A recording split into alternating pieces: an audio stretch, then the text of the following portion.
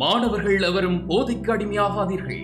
அடிமையானவர்கள் மீண்டதாக சரித்திரமில்லை. எனவே உங்களையும் சமூகத்தையும் பாதுகாத்துக் கொள்ளுங்கள். உங்கள் நலன் கருதி கல்வி டிவி. வணக்கம். டேன் டிவியின் கல்வி தொலைக்காட்சியோடு இணைந்திருக்கின்றோம். போன வகுப்புகளில் நாங்கள் சங்ககாலம், சங்கமருவிய காலம், பல்லவர் காலம் பற்றிய அதனுடைய ஆடல் வளர்ச்சி பற்றிய விளக்கங்கள் பற்றி பார்த்தோம். இனி நாங்கள் சோழர் காலத்தில் நடனம் எவ்வாறு இருந்திருக்கு, அதன் வளர்ச்சி எப்படி இருந்திருக்கு, அதற்கு எவ்வாறான பங்களிப்புகள் கிடைக்கப்பட்டிருப்பு என்ற தொடர்பான விடயங்கள் பற்றி பார்க்கலாம். சோழர் கால நடனக்கலை இது கிறிஸ்துவுக்கு பின் 850 தொடக்கம் 1270 வரையான காலப்பகுதிகளில் நிகழப்பட்ட காலமாக சோழர் காலம் காணப்படுது. முதல் மனிதன் தன் உணர்வுகளை வெளிப்படுத்த மேற்கொண்ட முயற்சிகளே மெய்ப்பாட்டு நிலைகளையும் ஓசைகளையும் உருவாக்கின. இவையே காலத்தின் கரங்களில் வளர்ந்து கற்பனை வடிவெடுத்தன. நாகரிகத்தின் அரவணைப்பில் செழித்து சிறந்த தகுந்தகு நுண்கலைகளுள் ஒன்றுதான் ஆடல்.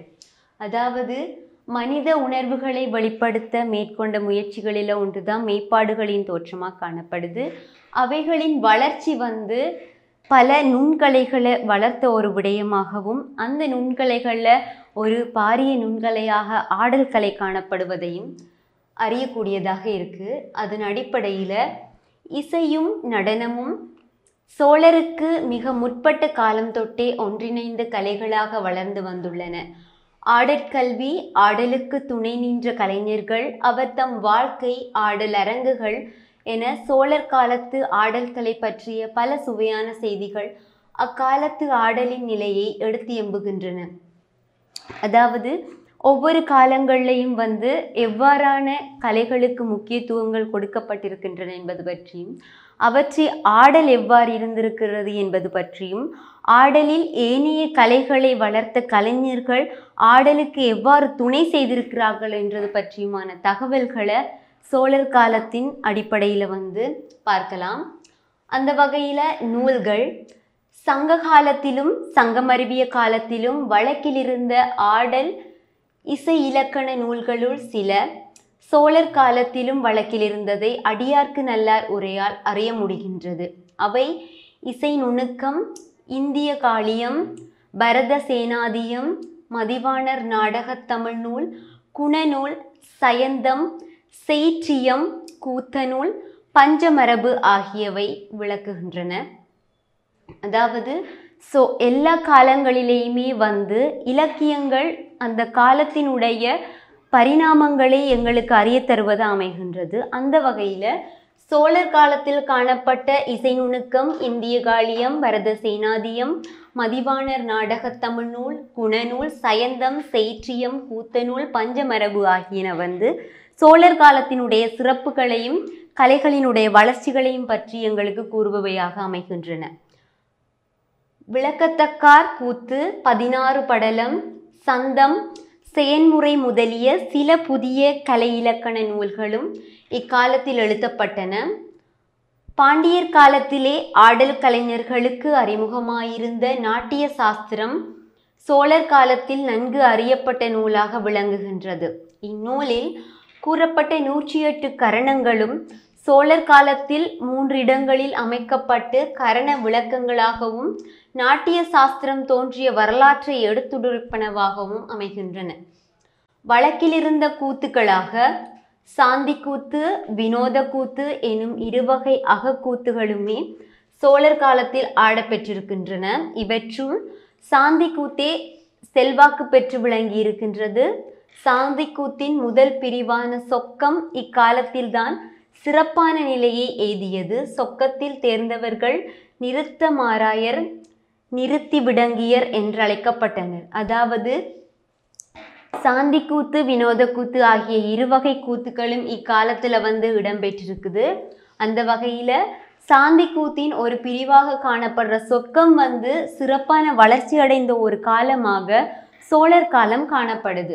இதன் அடிப்படையில் சொர்க்கத்தில் தேர்ந்தவர்கள் நிறுத்த மராயர் என்றும் நிறுத்தி விடங்கியர் என்றும் அழைக்கப்பட்டிருக்கின்றார்கள். அதாவது இது ஒரு நிறுத்த வகையான ஆடல் முறையாக இருந்திருக்கலாம் என்றதுக்கு இந்த நிறுத்த மராயர், நிறுத்தி விடங்கியர் போன்ற பெயர்கள் வந்து எங்களுக்கு அதற்கான ஒரு ஐயப்பாட்டை தரதான் அமைந்திருக்கின்றது.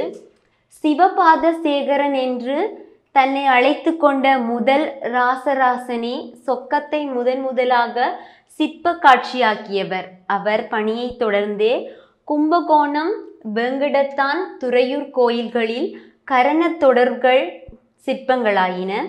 சாந்தி கூத்தின் பிற உட்பிரிவுகளான அகமார்க்கம், அபிநய கூத்து, நாடகம் என்பனவும் சோழர் காலத்தில் பரவலாக ஆடப்பட்ட நடனங்களாக காணப்படுகின்றன. அகமார்க்க நட்டுவம், அபிநய நட்டுவம் என இருவேறு சிறப்பு நட்டுவ நிலைகள் இருந்ததை திருவிடை மருதூர் கோவில் கல்வெட்டு ஒன்று உறுதி செய்கின்றது. அதாவது அக்காலத்தில் வந்து நட்டுவனார்களுக்கு வந்து நிறைய மரியாதைகள் இருந்திருக்கிறதுக்கு வந்து இப்பிரிவுகள் வந்து எங்களுக்கு சான்று பகர்வனவாக அமைகின்றன. அதாவது அகமார்க்க நட்டுவம், அபிநய நட்டுவம் என்ற 2 வகையான முறைகள் காணப்பட்டிருக்கின்றன.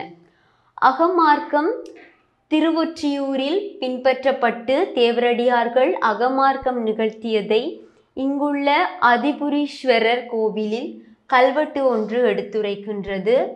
மேலும் வந்து இக்காலத்தில் எழுந்த கலைகள் பற்றியும் அக்காலத்தில் இருந்த கலைகளினுடைய வளர்ச்சி பற்றியும் கூறுறதுக்கு அக்காலத்தில் எழப்பட்ட சிற்பங்கள், ஓவியங்களும் வந்து எங்களுக்கு சான்று பகரும்.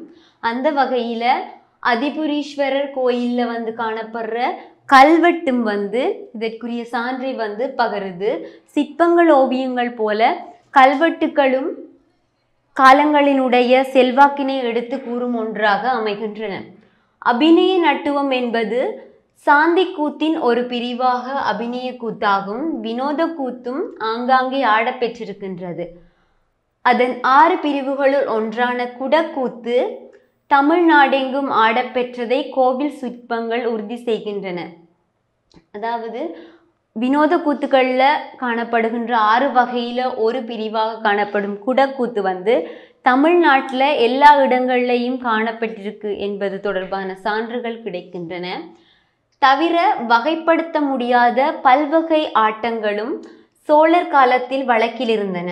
இவற்றுள் வைகறை ஆட்டங்கள் இறை திருமுன் நிகழ்த்தப்பட்டமையை திருவெண்காடு சுவேதாரண்யேஸ்வரத்து கல்வெட்டு குறிப்பிடுகின்றது.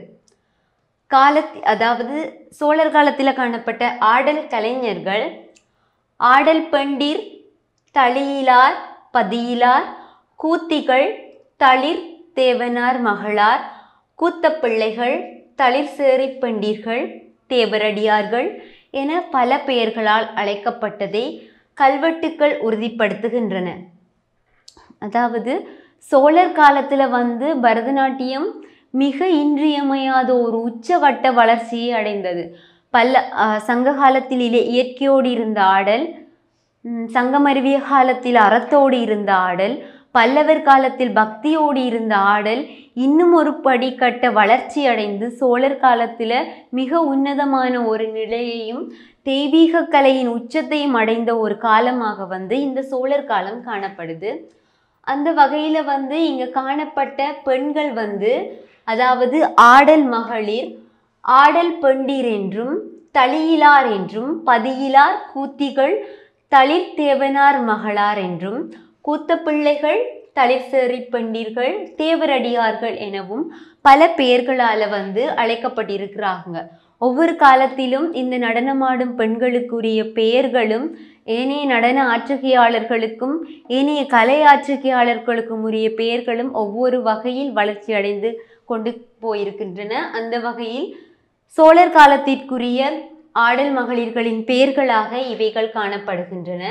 அவர்களுக்கு கோயில்களில் தேவைக்கேற்ப ஆடல் நிகழ்ச்சிகளை அமைத்து கொடுக்கவும் அவர் தம் ஆடல் கலைத்திறனை வளர்க்கவும் வளமைப்படுத்தவும் கோயில்களில் நட்டுவர்களும் தலைக்கோழிகளும் இருந்தனர். அதாவது இப்பெண்களுக்கு வந்து பயிற்றுவிப்பதற்கான ஆசிரியர்களாக நட்டுவர்களும் தலைக்கோழிகளும் வந்து காணப்பட்டதாக.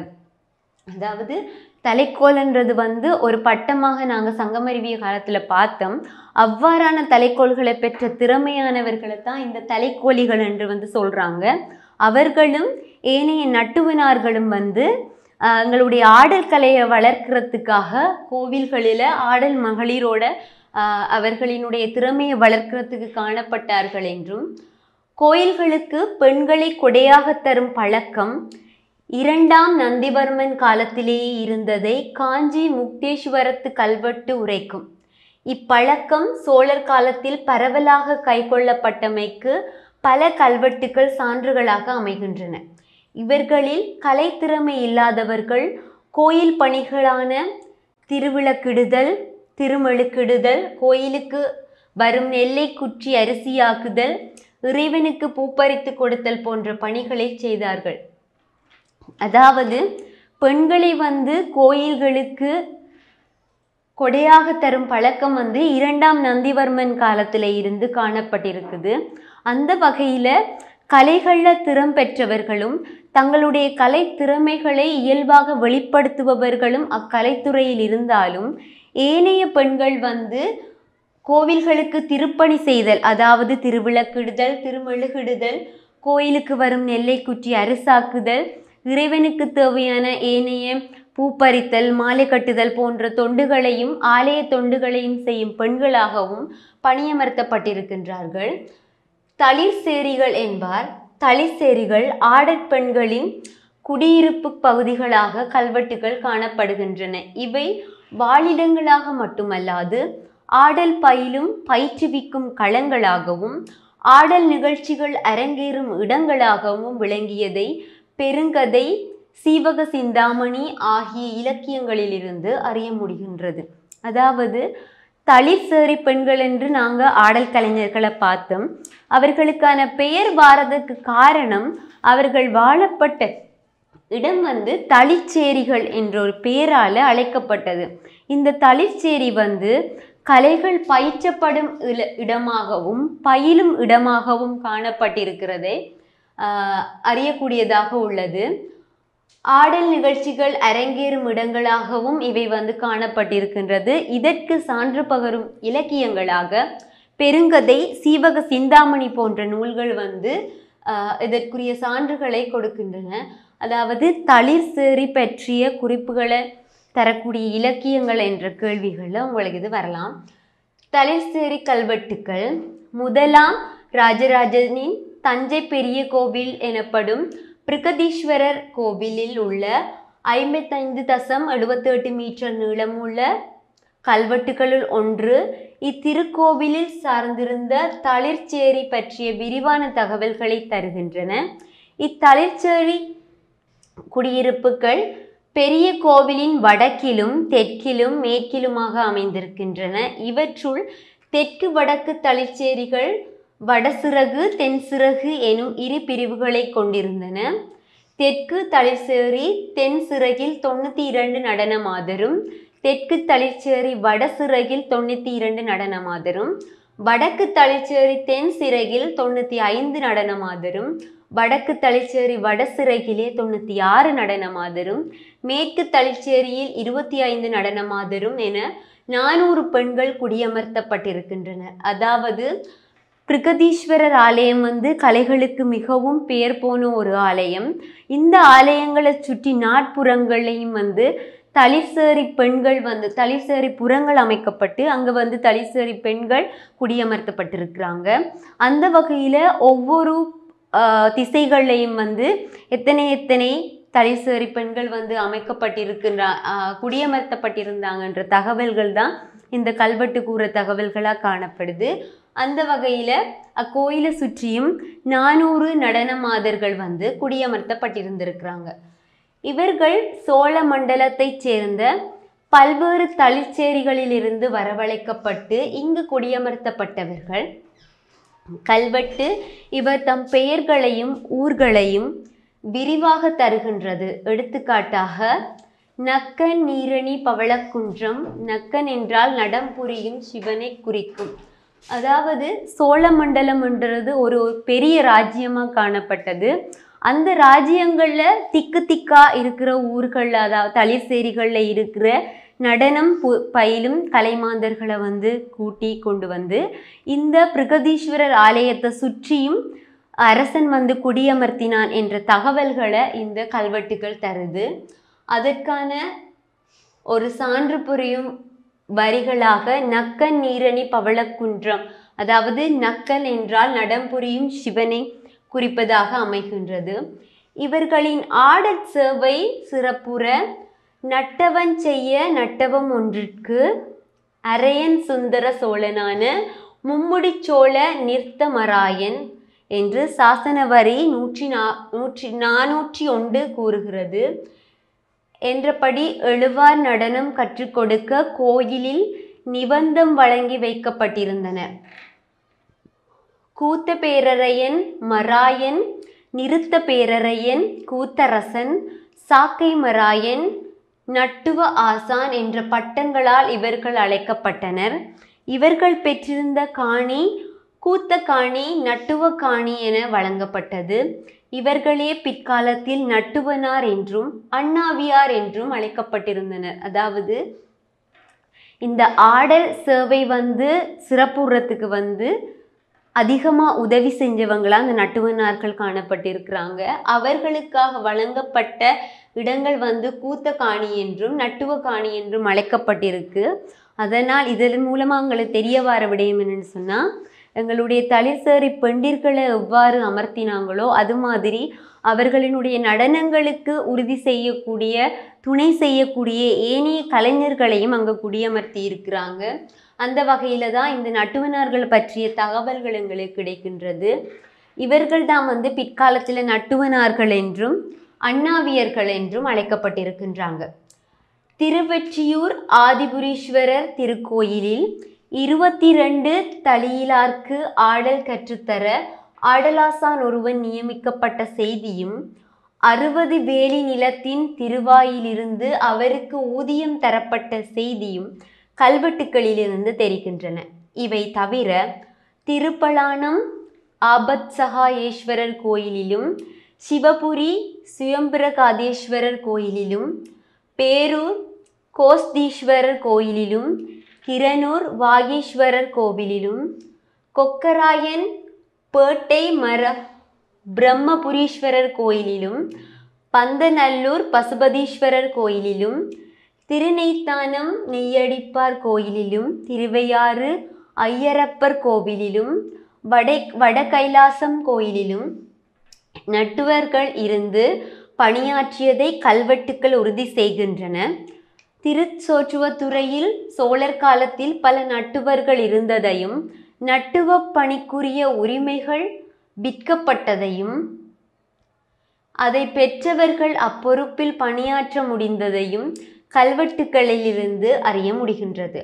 ஆடல் நிகழ்த்த பெற்ற அரங்குகள் என்ற வகையில் ஆடலும் இசையும் இணைந்து நிகழ்ந்த ஆடல் அரங்குகள் நாட்டிய மண்டபம் என்றும், நிறுத்த மண்டபம் என்றும், நாடக சாலை என்றும், நானாவித நாடக சாலை என்றும் பல்வேறு பெயர்களால் அழைக்கப்பட்டிருக்கின்றதை காணக்கூடியதாக உள்ளது. நாங்கள் ஒவ்வொரு காலங்கள் பற்றி பார்க்கும்போதும் அந்த காலத்தில் ஆடல்கள் எப்படி இருந்தது, அதற்குரிய இசைக்கருவிகள் எப்படி இருந்தது, அந்த வகையில் ஆடலும் ஏனைய கலைகளையும் புரிகிறவங்க எந்த பெயர்களில் அழைக்கப்பட்டாங்க என்று சொல்லி பார்க்குற அதே வேளையில் அங்கு அரங்கங்கள் எவ்வாறு காணப்பட்டது என்பது தொடர்பான விடயங்களையும் பார்க்கிறோம். அதன் அடிப்படையில் சோழர் காலத்தில் ஆடலும் இசையும் சேர்ந்து ஒரே வளர்ச்சி அடைந்தது காணக்கூடியதாக இருக்கின்றது. அதன் அடிப்படையில் அங்கு காணப்பட்ட அரங்குகள் நாட்டிய மண்டபம், நிறுத்த மண்டபம், நாடகசாலை, நானாவித நாடகசாலை என்ற பெயர்களால் அழைக்கப்பட்டிருக்கின்றது. ஆடற் கலைஞர்கள் ஆடல் பயில கோவில் மண்டபங்களும் உதவின. திருவோலக்க மண்டபம், நிறுத்த மண்டபம், திருக்காவணம், திருவரங்கு, சதுர்சாலை, நாடகசாலை, அம்பலம் என பல மண்டபங்களில் ஆடல்கள் நிகழ்ந்தன. இவற்றுள் அம்பலங்கள் பெரும்பாலும் கோயிலுக்கு வெளியே ஊரகத்தே அமைந்திருந்தன. அரங்குகளின் வரிசையில் ஆடல் பயில்வதற்கென்றும் அரங்குகள் காணப்பட்டிருக்கின்றன. அவைகளே இந்த திருவோலக்க மண்டபம், நிறுத்த மண்டபம், திருக்காவணம், திருவரங்கு, சதுர்சாலை, நாடகசாலை, அம்பலம் போன்ற பெயர்கள் அழைக்கப்பட்டிருக்கின்றது. அதிலும் இந்த அம்பலம் என்பது ஊரகத்தே அமைந்திருந்த, அதாவது கோயிலுக்கு வெளியில் ஊர் பக்கங்களில் அமைந்திருந்த ஆடல் சாலைகளாக காணப்பட்டிருக்கின்றன. மண்டபங்களைப் போலவே இறையூர்வலங்கள் நிகழ்த்த திருவீதிகளிலும் ஆடல் நிகழ்ந்தது. இவ்வாடல்களில் ஆடல் பெண்கள் ஆடிக்கொண்டும் பாடிக்கொண்டும் செல்ல கோவில் இசைக்கலைஞர்கள் பலராயிருந்து தாளமும் பண்ணும் தந்தனர். சிவபுரம் ராஜராஜேஸ்வரத்து கல்வெட்டு இதற்கு ஒரு சான்றாகும். அதாவது இறைவனின் உட்புறங்களில் மட்டுமல்லாது திருவீதிகளில் இறைவன் ஊர்வலம் வரும்போதும் அவருக்குரிய ஆடல்கள் நிகழ்த்தப்பட்டிருக்கு. மேலும் அங்கே இருந்த ஏனைய கலைஞர்களால் பாடல்களும் அதற்குரிய தாளங்களும் மேலும் இசை வாத்தியங்களும் இசைக்கப்பட்டிருப்பதை சிவபுரம் ராஜராஜேஸ்வரத்து கல்வெட்டு எங்களுக்கு சான்றாக தருகின்றது. தவிர முதலாம் ராஜராஜர் காலத்தில் தாதபுரத்து பெருமாள் கோயில் ஒன்றில் உள்ள கல்வெட்டொன்றில் அவ்வூர் ரவிகுல மாணிக்க ஈஸ்வரத்தைச் சேர்ந்த தளிர்சேரி பெண்டுகள் 32 விழாக்கால ஊர்வலங்களில் ஆடிக்கொண்டும் பாடிக்கொண்டும் உடன் செல்ல வேண்டும் என்று திட்டமிடப்பட்டதை உறுதி செய்கின்றது. மேலும் தராசுரம் ராஜவதேஸ்வரர் திருக்கோவிலில் விமானத்தின் வடபுறத்தே காணப்படும் கண்டபாத சிற்பம் ஒன்று இறையூர்வலத்தில் நிகழும் ஆடற்காட்சிகளின் படப்பிடிப்பாய் அமைந்துள்ளன. அதாவது கல்வெட்டுக்கள் எவ்வாறு எங்களுடைய தகவல்களை தருகின்றதோ அது போலவே ஓவியங்களும் சிற்பங்களும் தந்திருப்பதை நாங்கள் ஏற்கனவே பார்த்திருந்தோம். அந்த வகையில் முதலாம் ராஜராஜேஸ்வரர் காலத்தில் நிகழ்த்தப்பட்ட விழாக்கள் பற்றியும் அதில் பணியாற்றிய தலைசேரி பெண்டுகள் பற்றிய தகவல்களையும் தரக்கூடியதா தராசுரம் ஜராதேஸ்வரர் திருக்கோயில் விமானத்தில் வடபுறத்தே காணப்படுகின்ற கண்டபாத சிற்பம் அதற்குரிய செய்திகளை தரதான் அமைந்திருக்கு. தலைக்கோழிகள் அடுத்ததாக தளியிலார் பதியிலார் என்னும் இருவகை ஆடல் கலைஞர்களுள் பதியிலாரே சோழர் காலத்தில் உயர்நிலையில் இருந்தனர். சோழர் கல்வெட்டுக்கள் சுற்றும் தலைக்கோழிகள் பெரும்பாலானோர் பதியிலார்களாகவே காணப்பட்டிருக்கின்றனர். ஆடலில் தலை சிறந்து விளங்கிய பெண்களுக்கே அக்காலத்தில் தலைக்கோழியர் பட்டம் வழங்கப்பட்டது. ஆடல் பாடல் அழகு ஆகிய மூன்றிலும் சிறந்து விளங்கிய மாதவி நாட்டிய நன்னூல் கடைப்பிடித்து கரிகாட்சோழ மன்னன் முன் ஆடல் அரங்கேறி தலைக்கோழி பட்டம் பெற்றதை கூறும் சிலப்பதிகாரம் இப்பட்டம் வழங்கும் முறை சங்கமருவிய காலத்திலிருந்து வந்துள்ளதை தெரிவிக்கின்றது. அந்த வகையில் தலைக்கோழியர்கள் தளியிலார் பதியிலார் என்று இரு வகைகளாக காணப்பட்டிருக்கின்றனர். இதில் பதியிலார்கள் சோழர் காலத்தில் உயர்நிலையில் இருந்தவர்களாக கூறப்படுகின்றது. ஐநூற்றுவ தலைக்கோழி வீரபரண தலைக்கோழி போன்ற பட்டங்களை பெற்ற நடன மங்கையர் வாழ்ந்தமைக்கு சான்றுகள் உள்ளன.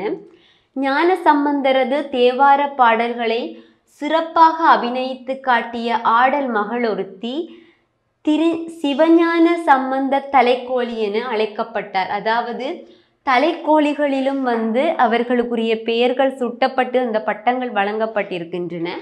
அந்த வகையில் ஐநூற்றுவ தலைக்கோழி வீரபரண தலைக்கோழி என்றும் திருஞான சம்பந்தரினுடைய தேவார பாடல்களுக்கு அபிநயம் செய்த ஒரு ஆடல் மகளை திருஞான சம்பந்த தலைக்கோழி எனவும் அழைக்கப்பட்டதற்கான சான்றுகள் காணப்படுகின்றன. அரங்கியல் மகளிர்க்கு ஆடல் வகுக்கும் தலைக்கோள் பெண்டிர் எனும் பெருங்கதை பாடலடியால் தலைக்கோழியில் ஆடல் ஆசான்களாக திகழ்ந்ததை அறிய முடிகின்றது. திருவாரூர் தியாகராஜ சுவாமி கோவிலில் ஆடல் ஆசானாக மும்முடி சோழ தலைக்கோழி பணியாற்றியமைக்கு கல்வெட்டு ஒன்று சான்று பகர்கின்றது. ஆரூர் கோவில் பதியிலார்களாக இருந்த பூங்கோயிற் நாயகி தலைக்கோழி புக்கத்துறை வல்லவ தலைக்கோழி ஆகியோர் நடத்திய ஆடல் நிகழ்ச்சிகளை பற்றிய செய்திகள் காணப்பட்டிருக்கின்றன. திருவொற்றியூரில் ராஜசேகரி 3ஆம் ராஜராஜ சோழன் உரசாக்கின தலைக்கோழி என்பவன் ஆவணி திருவிழாவில் 8வது நாள் விழா ஆடிய அகமார்க்கத்தை கண்டு மகிழ்ந்து பக்கத்தில் 60 வேலி கொண்ட நிலத்தை உருவாக்கின நல்லூர் என்று அவள் பெயரால் ஒரு புது கிராமத்தை உருவாக்கினானாம். அதாவது அங்கே காணப்பட்ட நடன மங்கையர்களின் மேல் அதிக மரியாதை கொண்டவர்கள், அவர்களுடைய பெயர்களிலேயே ஊர்களை அமைக்கும் அளவிற்கு அரசர்கள் அக்கலையை வளர்க்க முயன்றிருக்கின்றார்கள் என்பது இதன் மூலம் சான்றாக தெரிய வருகின்றது. அந்த வகையில் சோழர் காலம் பக்தியையும் கலையையும் வளர்த்த ஒரு காலமாக காணப்படுகின்றது. பல்லவர் காலங்களில் வளர்க்கப்பட்ட பக்தி கோயில்களின் மூலமாகவும் சோழர் காலத்தில் காணப்பட்ட அரசர்கள் அக்கலைகளையும் பக்தியையும் மிகவும் அதிகமாக ஆதரித்ததால் கலைகளும் பக்தியும் சேர்ந்து ஆலயங்களினுடைய வளர்க்கப்பட்ட காலமாகவும் இந்த சோழர் காலம் காணப்படுகின்றது. அடுத்ததாக விஜயநகர நாயக்கர் காலம். 14ஆம் நூற்றாண்டின் பிற்பகுதியிலே தமிழகத்தில் விஜயநகர ஆட்சி ஏற்பட்டது.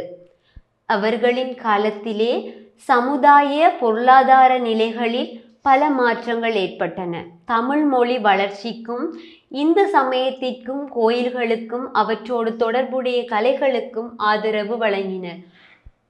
சோழர் காலத்தில் அரசர்களால் முன்னெடுக்கப்பட்ட இந்த கலை வளர்ச்சி விஜயநகரர் காலத்திலும் வளர்ச்சியை மேற்கொண்டது என்பதற்கு சான்றாக இந்த விஜயநகர காலம் காணப்படுகின்றது. அவர்களின் காலத்தில் கர்நாடக இசையிலும் பரதநாட்டியத்திலும் மிக முக்கியமான அபிவிருத்திகள் ஏற்பட்டன. அவ்விரு கலைகளும் அவற்றிற்குரிய தனிச்சிறப்பையும் பரிணாமத்தையும் அக்காலத்தில் பெற்றுவிட்டன. அதாவது சோழர் காலத்தில் ஒருங்கே வளர்ந்த இசையும் நடனமும் விஜயநகர காலத்தில் காணப்பட்ட அரசர்களின் மூலமாக அதிகமான வளர்ச்சியை அடைந்து அவற்றிற்குரிய தனிச்சிறப்பையும் இலக்கணங்களையும் பரிணாமங்களையும் பெற்றுக்கொண்டன என்பதை இத்தகவல்கள் எங்களுக்கு அறிய தருகின்றன. மேலும் தமிழ்நாட்டிற்கு வடக்கில் உள்ள பிராந்தியங்களோடு ஏற்பட்ட தொடர்புகளின் விளைவாக கீர்த்தனைகள், அஷ்டபதி, தில்லானா, ஜாவளி முதலிய இசை வடிவங்கள் தமிழகத்திலே பரவி இசையிலும் நாட்டியத்திலும் இடம்பெறலாயின. அதாவது தமிழ்நாட்டிற்கு வட பிராந்தியங்களினுடைய தொடர்புகள் ஏற்பட்டதனால எங்களுக்கு கீர்த்தனை, அஷ்டபதி, தில்லானா, ஜாவளி முதலிய உருப்படிகளினுடைய செல்வாக்கு எங்கள் தமிழ் மரபுகளினூடே உட்புகுந்தது. அந்த வகையில் விஜயநகர மன்னர்களின் ஆட்சி காலத்தில் நிலவிய நடனங்கள் பற்றி சமகாலத்தில் தமிழ், தெலுங்கு, சமஸ்கிருதம், மராத்தி ஆகிய மொழிகளில் எழுதப்பெற்ற நூல்களிலே அதிகமான குறிப்புகள் காணப்படுகின்றன. அத்துடன் இஸ்லாமிய போர்த்துகேயர் எழுதிய நூல்களிலும் அவற்றை பற்றிய குறிப்புகள் உண்டு. இந்த விஜயநகர நாயக்கர் காலத்துக்கு பின்னர் இஸ்லாமியர்களுடையதும் போர்த்துகேயர்களுடனுடையதுமான படையெடுப்புகள் அதிகமாக காணப்பட்டது. அந்த வகையில் அவர்களினுடைய நூல்களிலும் எங்கள் கலைகளினுடைய இலக்கணங்களும் அது வளர்ச்சி அடைந்த விதம் பற்றிய குறிப்புகளும் காணப்படுகின்றன. இலக்கியங்களிலே இரு வகையான நடனமாதர்களை பற்றி சொல்லப்படுகின்றது. அவர்களில் ஒரு சாரார் ராஜ நர்த்தகிகள் ஆவர். அவர்கள் ராசதானிகளிலும் பல சமஸ்தான நகரங்களிலும் சுதந்திரமாக வாழ்ந்தனர். அவர்கள் அவற்றிலே நடைபெற்ற பொது வைபவங்களிலும் விழாக்களிலும் பங்கு பற்றினர். அவர்களில் சிலர் அரசரின் ஆதரவை பெற்றிருந்தனர். அரண்மனையில் நாட்டியம் ஆடினர். மேலும் நடனம் ஆரம்ப காலம் தொட்ட ஒரு இடத்தை தொடுவதற்காக பரிணமித்த காலமாக இந்த விஜயநகர காலம் காணப்பட்டது. அதாவது ஆரம்ப காலங்களில் பொது வழக்காகவும் அரச வழக்காகவும் காணப்பட்ட நடனம் பிற்காலத்தில் அறமாகவும் பக்தியாகவும் வளர்க்கப்பட்டு மீண்டும் அரச நடனங்களாக மாற்றப்பட்டதை இந்த விஜயநகர காலம் எங்களுக்கு கூறுகின்றது. அந்த வகையில் அக்காலத்தில் காணப்பட்ட நர்த்தகிகள் ராஜ நர்த்தகிகளாக காணப்பட்டனர். இவர்கள் பல ராசதானிகளிலும் சமஸ்தான நகரங்களிலும் சுதந்திரமாக வாழ்ந்தவர்களாகவும் அங்கு நடைபெற்ற பொது வைபவங்களிலும் விழாக்களிலும் பங்கு பெற்று நடனங்களை புரிந்தவர்களாகவும் இவர்களில் அநேகமானோர் அரசர்களின் ஆதரவை பெற்று நடனமாடியவர்களாகவும் காணப்படுகின்றனர். இன்னும் ஒரு வகைக்குரியவர்கள் கோயில்களோடு பந்தமான தேவதாசிகள் ஆவர். அவர்கள் கோயில்களின் வருமானத்திலே தங்கியிருந்தனர். அவர்களுக்கு அரண்மனை சமஸ்தானங்கள் ஆகியவற்றுடன் எவ்வித தொடர்பும் இல்லை. அதாவது விஜயநகர நாயக்கர் காலத்தில் நடனம் 2 வகையில் காணப்பட்டிருக்கு. ஒன்று அரச ஆதரவுகளை முழுமையாக பெற்ற நர்த்தகிகளாகவும், அடுத்த பகுதியர்களாக கோவில்களில் காணப்பட்ட தளிர்சேரி பெண்களாகவும், அவர்கள் தேவதாசிகள் என அழைக்கப்பட்டவர்களாகவும், இவர்கள் கோவில்களுக்கு கொடுக்கப்படும் மானியங்களையும் ஊதியங்களையும் வைத்துக்கொண்டு தங்களுடைய வாழ்வாதாரத்தை போக்கிக் கொண்டவர்களாகவும் காணப்படுகின்றனர். அதன் அடிப்படையில் நவராத்திரி விழா காலங்களில் நடன நிகழ்ச்சிகள் சிறப்பாக நடைபெற்றன. அரண்மனைகளிலும் கோவில்களிலும் நவராத்திரியின் 9 தினங்களிலும் காலையிலே கடவுட்படிமங்களின் முன்னிலையில் நெடுநேர நடனமாடுவது வழக்கம். விஜயநகரத்திலே வாழ்ந்த நடனமாதர் பற்றி அங்கு விஜயம் செய்த வெளிநாட்டவர்கள் பலரும் குறிப்பிட்டுள்ளனர். அவர்களுடைய வசீகரமான தோற்றம், ஆடை அலங்காரங்களின் வனப்பு மிக்க கோலம் என்பவற்றை அப்துல் ரஸாக் வர்ணிக்கின்றார். அவர்கள் ஒவ்வொருவரும் முத்துக்கள், இரத்தினங்கள் ஆகியவற்றையும் விலை உயர்ந்த ஆடைகளையும் அணியும் வழக்கமுடையவர்கள் என்றும், அவர்கள் ஒவ்வொருவரும் தமக்கு உதவி புரிவதற்கென்று பணிப்பெண்களை வைத்திருந்தார்கள் என்பது பற்றியும் அந்த கருத்துக்களில் கூறுகின்றன. அதாவது நவராத்திரி காலங்கள்லையும் ஏனைய விழா காலங்கள்லையும் இந்நடனங்கள் இடம்பெற்றிருக்கின்றன.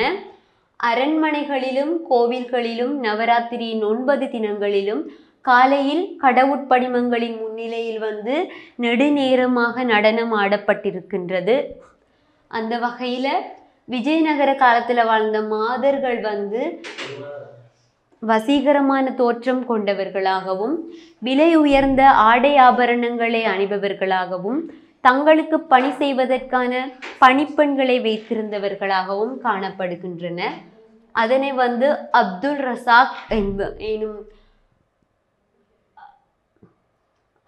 ரஸாக் என்பவர் இது தொடர்பான வர்ணிப்புகளை எங்களுக்கு தந்திருக்கின்றார்.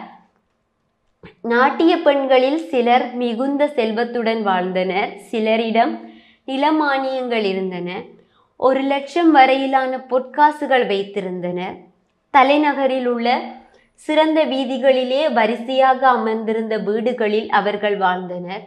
செல்வந்தர்களோடும் பிரதானிகளோடும் அவர்கள் உறவு கொண்டிருந்தமையால் சமுதாயத்திடையே நடன பெண்கள் செல்வாக்கு பெற்றிருந்தனர். அதாவது இனி நாட்டியம் ஒரு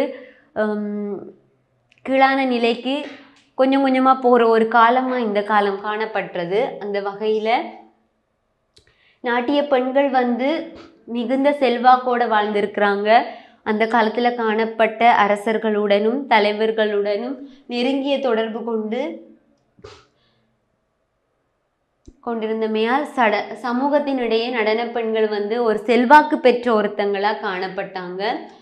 பிரபலமான நாட்டிய பெண்களுக்கு சில சிறப்பு உரிமைகள் கிடைத்திருந்தன. அரண்மனைகளில் ராணிகளையும் தேவியரையும் சென்று பார்ப்பதற்கும் அவர்களோடு கூடி பழகுவதற்கும் அவர்களுக்கு அனுமதி அளிக்கப்பட்டிருந்தது. அரசரின் முன்னிலையிலும் பிரபல்யமான நாட்டிய பெண்களுக்கு கௌரவம் அளிக்கப்பட்டது. அதாவது இக்காலத்தில் பெண்கள் அதி உன்னத ஒரு வளர்ச்சி அடைந்திருந்தாங்க. அதாவது நடன பெண்கள் இவர்களை சிறப்பாக நடனம் புரிந்தவர்களும் சிறப்பான திறமைகளை வெளிக்காட்டியவர்களும் அரசர்களாலேயும் தலைவர்களாலேயும் நன்கு மதிக்கப்பட்டு ராணிகளையும் ஏனைய தேவியரையும் சென்று சந்திப்பதற்கும் அவர்களுடன் கூடி பழகுவதற்குமான அனுமதியை இவர்கள் பெற்றிருந்தார்கள். விஜயநகரத்து இளவரசனான குமாரகம்பனன் நடனமாதரை ஆதரித்தான் என்று அவனுடைய மனைவியாகிய கங்காதேவி எழுதிய மதுரா விஜயத்தில் கூறப்படுகின்றது. கோவில்களில் தங்கியிருந்த தேவதாசிகள் அவற்றிலே நடைபெற்ற நித்திய நைமித்திய கிரியைகளின் போது உபச்சாரமாக நடனம் ஆடுவது வழக்கம். தேர் திருவிழாவின் போது தேரினை இழுத்துச் செல்லும் இடத்து நடனம், சங்கீதம், வாத்தியம் என்பனவும் இடம்பெறுவது வழக்கம். இம்மானுவேல் டி வெய்ஷு எனும் ஜெசூட் பாரதியார் திருவாரூர் தேர் திருவிழாவின் போது 30 தேவதாசிகள் நடனமாடினார்கள் என்று குறிப்பிடுகின்றார்.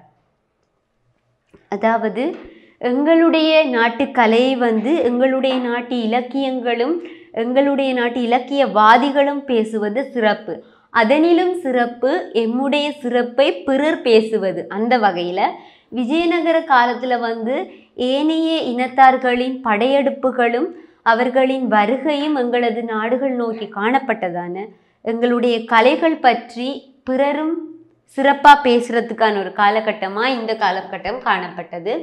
அந்த வகையில் சில சமயங்களில் கோயில்களில் விவகாரங்கள் தொடர்பாக கோவிலின் சார்பிலே மன்னரிடம் முறைப்பாடு செய்த குழுக்களிலே தேவரடியாருக்கு இடமளிக்கப்பட்டது.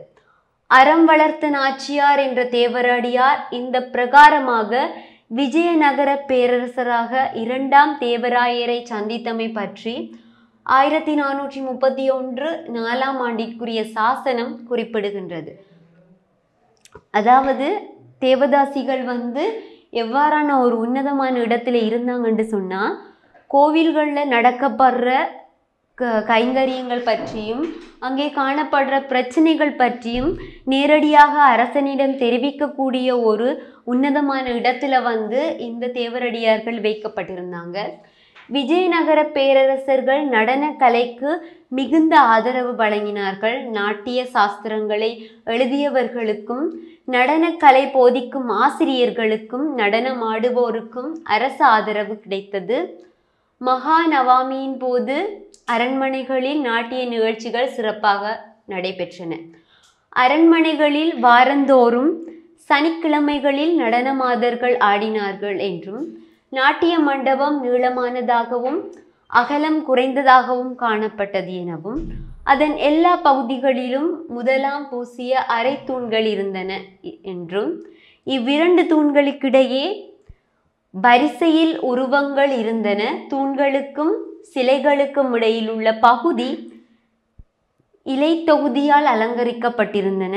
அங்கு மேளங்களை தாங்கி நிற்கும் நடனமாதரின் கோலங்கள் தெரிந்தன.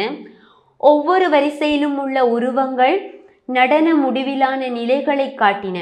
நடனமாடுவோர் பார்த்து நேர்த்தியாக ஆடுவதற்கென அவை அமைக்கப்பட்டிருந்தன. அங்குள்ள பெண்கள் தங்கள் அங்கங்களை மிக வேகமாக அசைத்து பார்ப்போர் பரவசமிடும் வண்ணம் அபிநயத்துடன் அற்புத கோலத்தின் ஆடினார்கள். அதாவது ஆலயங்களில் போற்றப்பட்ட நடனங்கள் பிற்பகுதியில் அரண்மனைகளிலும் வாரந்தோறும் ஆடப்பட்ட நடனங்களாக வளர்ச்சி அடைந்தன.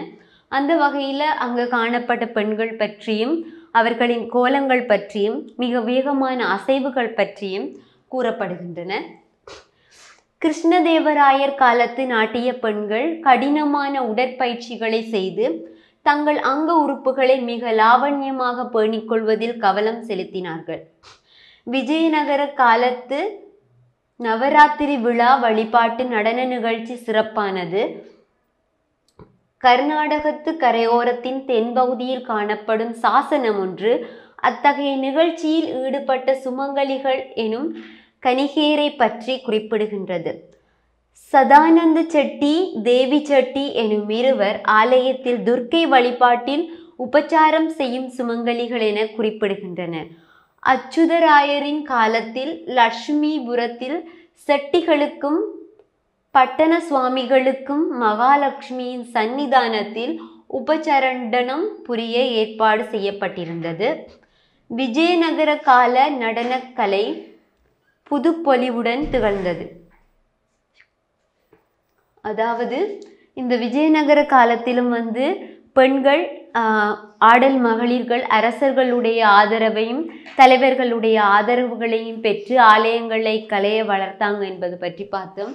இனி நாயக்கர் கால நடனக்கலை எவ்வாறு இருக்குது என்று பற்றி அடுத்த வகுப்புல பார்க்கலாம். நன்றி. கல்வி டிவியில் புத்தம்புது நிகழ்ச்சிகளை உடனுக்குடன் பார்த்து மகிழ எமது Facebook மற்றும் YouTube பக்கத்தை லைக் செய்யுங்கள்.